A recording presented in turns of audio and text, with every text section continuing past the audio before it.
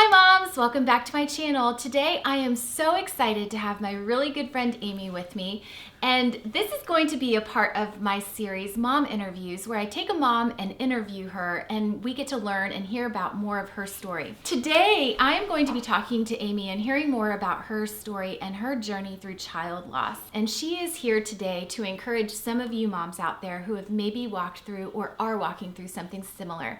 So stick around.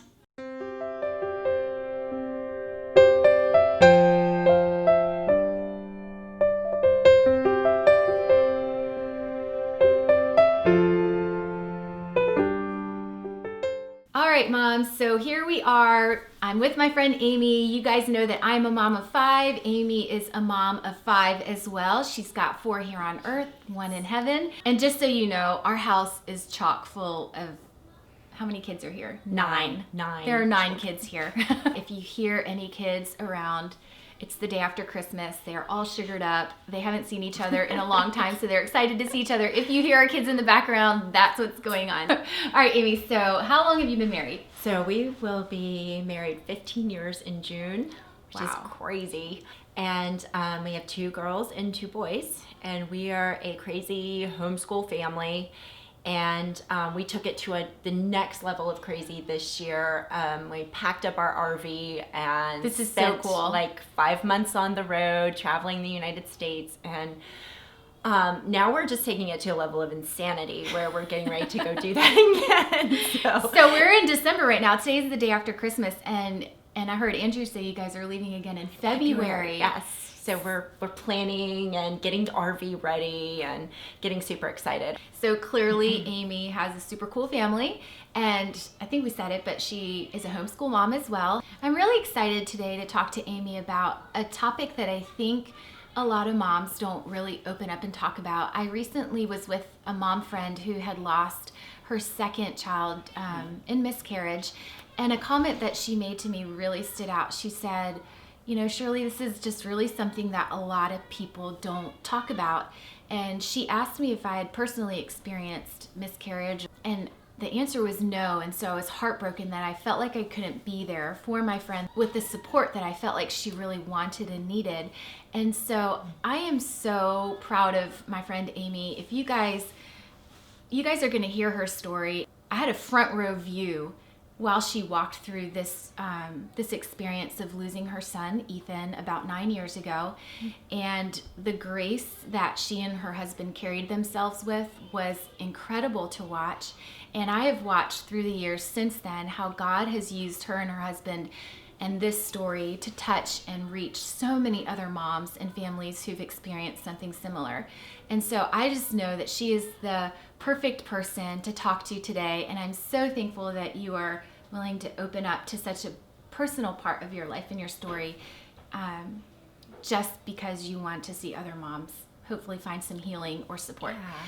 So why don't you start at the beginning? So Ethan is his name, and he would have been your second child. My second child. So we had my first daughter, Layla. She's 10, and she would have been about 10 months old at the time. I guess about 9 months when we got pregnant with her. And my husband and I had just come through a really hard time in our marriage, in which we were separated for a couple of months and just working on things and going to marriage counseling and all that kind of stuff. And so we had that dynamic going on, and we got pregnant, which was a surprise. That was not the plan. We got pregnant with Ethan, and like I said, it was already kind of an emotional time. And I was about, I think, 13 weeks when one Sunday morning I woke up and I was having some cramping, and I was like, this doesn't feel like the normal cramping that I had in previous pregnancy, and I'm just going to stay home from church and then, you know, see how things go, lay around and chill out. And so we did that, and the next day it was still there, so I was like, we need to go to the doctor. Yeah, it's no pleading, nothing crazy, just a lot of cramping. And so I was like, I just want to go have this checked out. Yeah. So we went to our doctor, and they did ultrasounds and all that kind of thing. And so my husband went out to change our daughter's diaper, And while he was gone, they pulled me back into the doctor's office, and they just said, okay, things are not okay. And that's kind of that moment where you just catch your breath and brace yourself and are like, and I'm thinking, where's my husband? Where's my husband? I want someone with me right now. Yeah. But they went ahead and told me, hey, he has something called hydrops.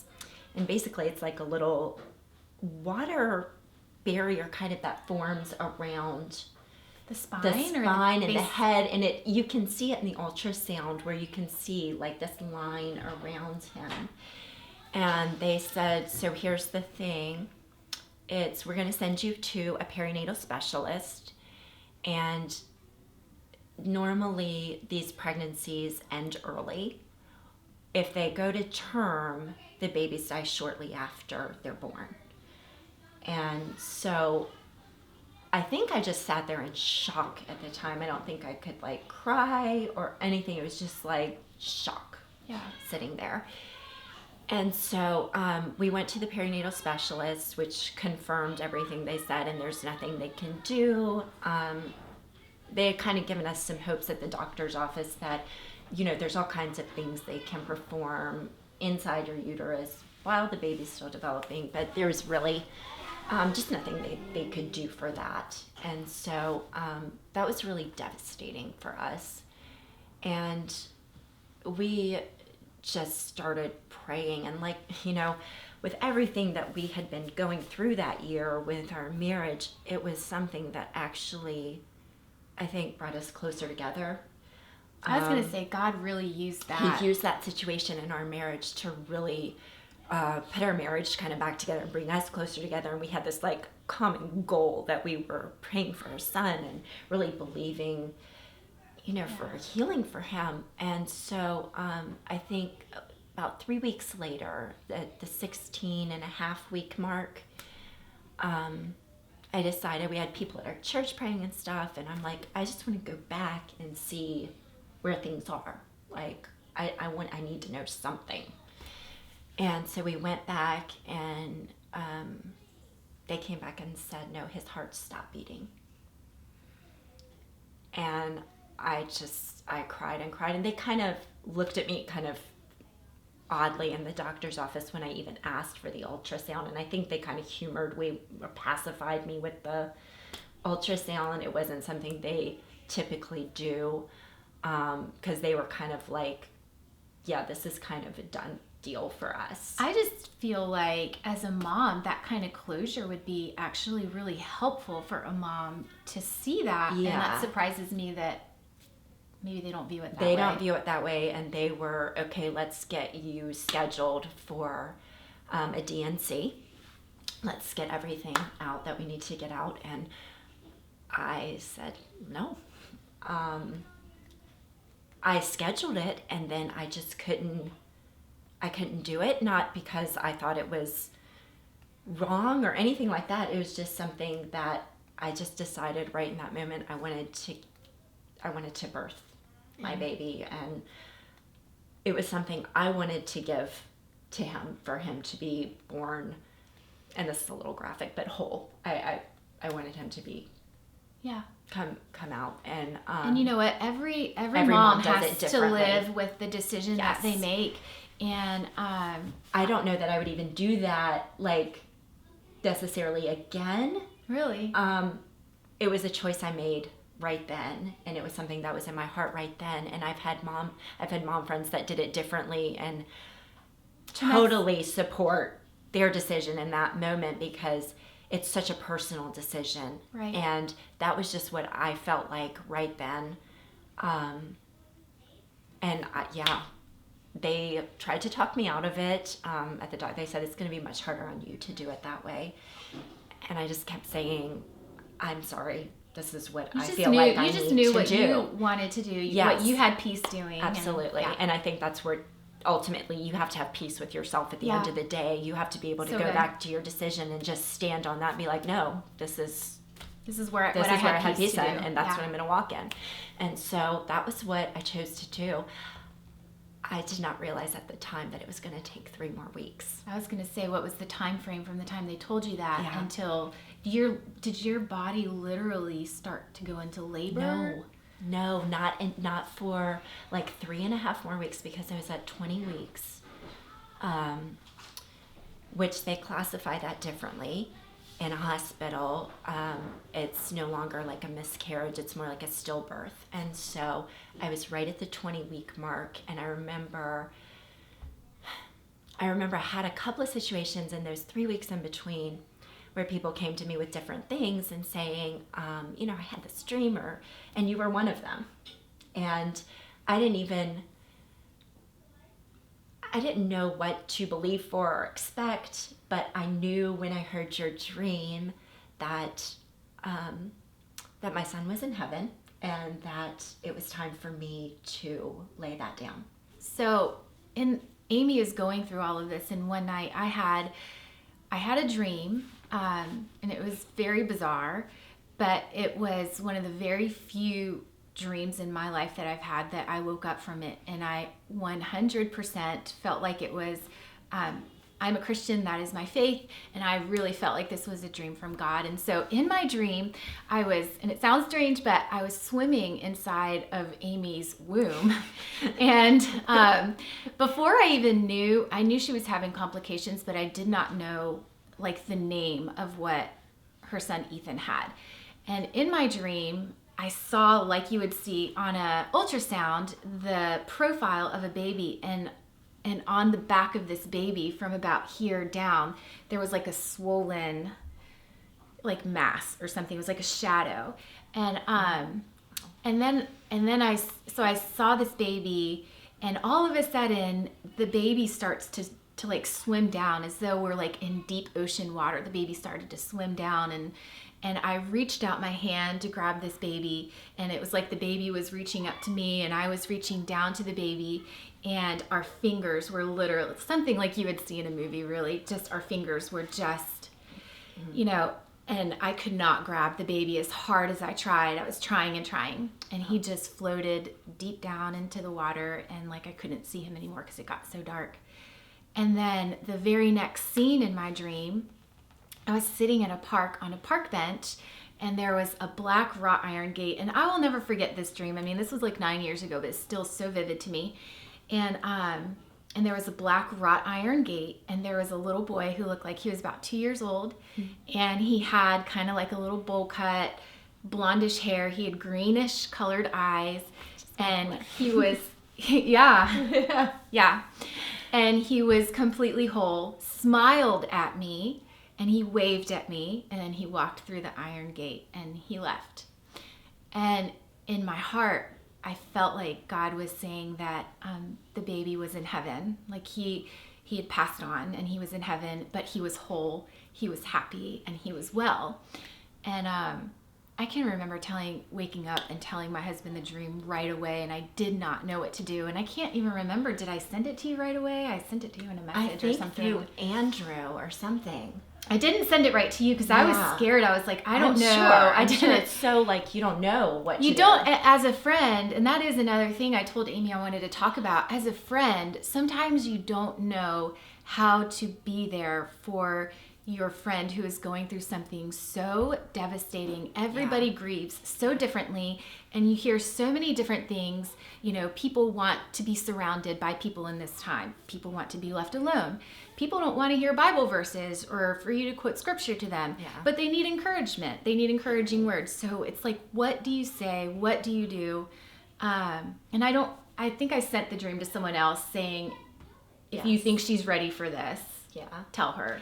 And I was at a place where, even though they told me his heart had stopped beating, I still was like, because I have this, I know, there's just this like hope in you. And I had this like, well, God, you can do anything. Mm-hmm. Like, I still can believe that you can do anything. And so that's just where my faith was. And so I don't think I had really let go.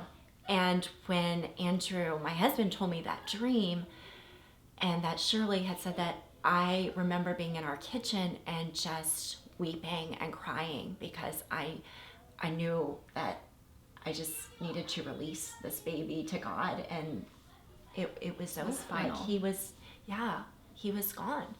And so I remember the next day sitting in my kitchen, and I pulled up our little step stool, and it was, I think my daughter was upstairs taking a nap, and I just sat on our little step stool in the kitchen, and I said, God, I wanted this baby to be healthy and to be whole, and I really believed that that was what you could do.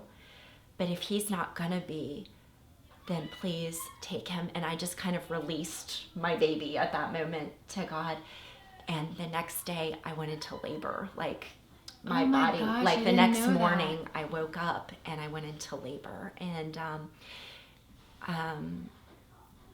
all that entails. I won't go into more details, but just going to the hospital and being right at that mark where they're determining, for hospital purposes and coding purposes, I suppose, just miscarriage or stillbirth, and because I'm right on that line. And so I was just in the ER for a long time, and then they moved me up to like the women's floor, and then they had me moved up to maternity. And so I think, even at that moment, my doctor was still really trying and pushing, not very kindly, honestly, in that moment, for me to have the DNC.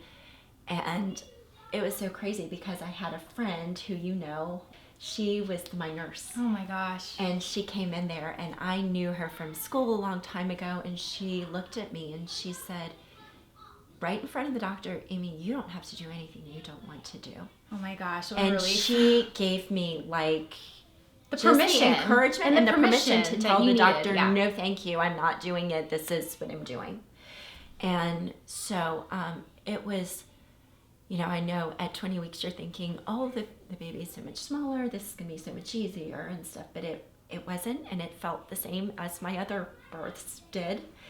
And it was really hard. And so we had told, another nurse came in on her shift, and they put like a little card on your door, so she was aware of the situation and everything. And we just told her, listen,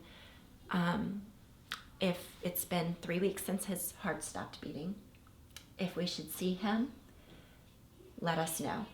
But if it's not a situation where you think we should see him, then we don't want to. We'd rather I wanted to have your dream in my mind, and I wanted to have my ultrasound pictures. And so You wanted that to be your final... my final picture of him, and not something that wasn't really, a great memory. So she said,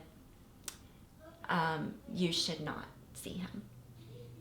And so we didn't. We trusted her judgment, and we chose not to see him. Do you have any regrets about that today, or do you still feel like that was the right decision? I feel like that was the right decision for us. I have friends that have done that because they lost their baby and went into labor quickly. And so they've gotten to hold their baby and things like that. And I think that's amazing. But because my baby had been deceased for 3.5 weeks, there was deterioration and all that kind of stuff that comes with that. So she just felt like it wasn't going to be a good memory for us in a situation that we would walk away being thankful that we got to see him. So, and I really appreciated that, and her honesty, and just her sensitivity to that. So yeah. Well, now I'll never forget you telling me something right after you had Ethan, and you said, Shirley, it was really hard walking out of the hospital without having a baby to hold. And didn't someone give you like a teddy bear or something? My husband went to Starbucks to get me coffee the next morning, and he came back. I don't know if you remember those Starbucks bears that they had for a while. Mm-hmm. And fall is, like, of course, my favorite time of year. And it was in October, the end of October, that this happened. And so it was a little bear with a little sweater on, brown sweater, and a little pumpkin on it. And he brought it back for me, and he said, I don't even know why I got this for you, but I thought I should get this for you. And I don't know why, but it was comforting. It was comforting, and walking out of there without a baby to hold, I can't tell you what a devastating like feeling that is.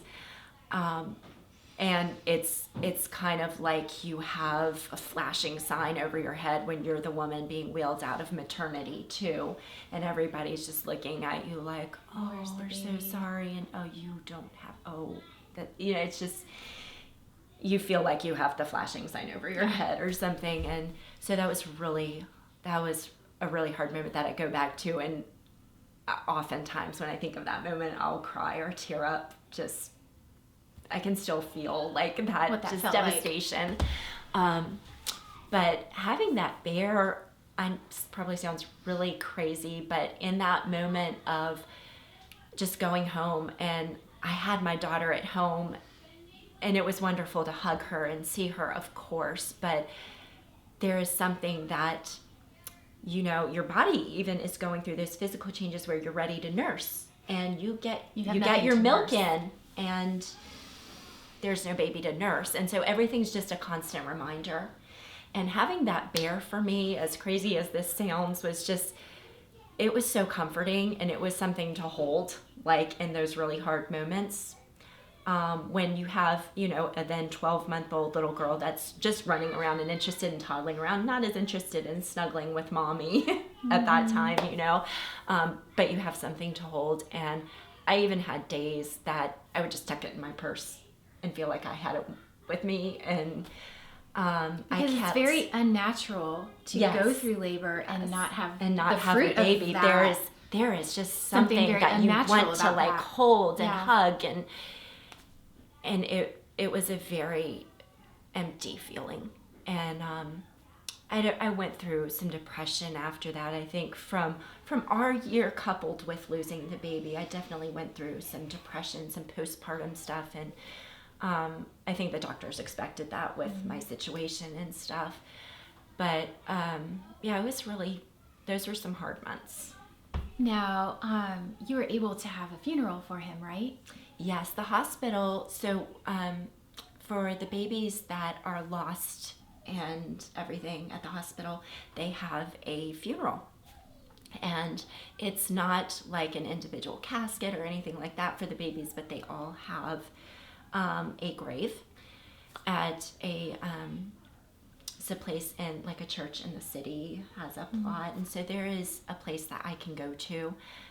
There was like a funeral service, and my parents came, and like our pastors came at the time, and that was good. It was really good. It was hard, obviously, but it was really good to have a place that we could go and visit and just grieve and know that he was there, and you know, that kind of thing. I also have a memory of that time, you telling me after the funeral that it was really hard for you to walk away. I remember you saying you felt like he was cold. Yes. Like surely, like what if he's cold? Like all of, you know. Yes. And you know, in like your rational mind he's okay. Right. Like he's not here anymore, and like this is his body, and it's not, but it really, in your mama's heart, like you worry about those things. I just love that you're so open about that, because I think there are moms that go through similar feelings and they wonder, am I crazy for thinking that? Am I crazy for feeling that? And I think it's so normal, but I just don't think enough people talk about it. And I remember that being something like, wow, I would have, as a friend, would have never thought about that. Yeah. And Amy also said something today. Her family recently moved about an hour and a half away. Yeah, ish. About an hour and a half away. And she just said tonight, she was like, Shirley, you know, it's been 9 years, but tell them what you said, how you felt like you were leaving him. Yes, when we moved away from, okay, so we lived in the city at the time where he's buried, and when we moved away from there to the suburbs, I remember crying that moving day, like just feeling like I was leaving my baby. And it had been several years, and I had had another child and everything since then, and so, but I still had this feeling that I was just leaving him there, and I still felt bad about it. And then when we moved away out of the area, that feeling came back again. like I was leaving my baby in a city that I was no longer even going to be near. And it's just crazy that as much time has gone by, I still have like these moments or these days that still come up in my heart, and there's still pain and it still hurts. Yeah. At times. So, what would you say to a mom who has recently experienced losing a child or a miscarriage? Out of everything that you've gone through the last 9 years, what do you have any advice or any encouragement for that mom out there? What would you say? I think at the time, I remember feeling like, and even telling other people and my husband, you know, I never want to have another baby. Like, I'm done. I'm out. We're just going to have the one because I can't do this again. And I think if you can just give yourself some time to grieve, those feelings came back of wanting to have another baby and wanting with time, more kids with time. It took some time. I ended up getting pregnant like 4.5, 5 months after. And I'll look at the daughter I had now, Avery, and I think she would not be here had that not occurred. I would have my Ethan, but we would never have had an Avery. So, you know, there's beauty that has come out of that. You know, my husband and I, again, grew so much closer during that time, and there's been a lot of good things, just being able to talk with other moms and other parents that have gone through that situation or even much worse situations. But yeah, I would encourage you that God sees your pain, and He will use that pain to help others. And that was kind of a foreign thought to me, like right there after it happened, just thinking, I don't know that I ever want this to share this or talk about this, but there's been a lot of beauty that's come out of, I think, those ashes and that painful place. Yeah. Well, Amy, thank you so much for being willing to open up and talk about your story with us today. And moms out there, we just hope that you have been encouraged if this is something that you and your family have walked through. We just hope that something today Amy has said has reached your heart or encouraged you or blessed you in some way. And feel free to comment below. Maybe Amy will come back to this video every once in a while, and if she sees you commenting on here, she can maybe even respond to you as well. Thanks so much for joining us, and hopefully the next mom interview we have will be just as equally encouraging to you. Thanks so much for watching today, guys. We'll see you next time. Bye.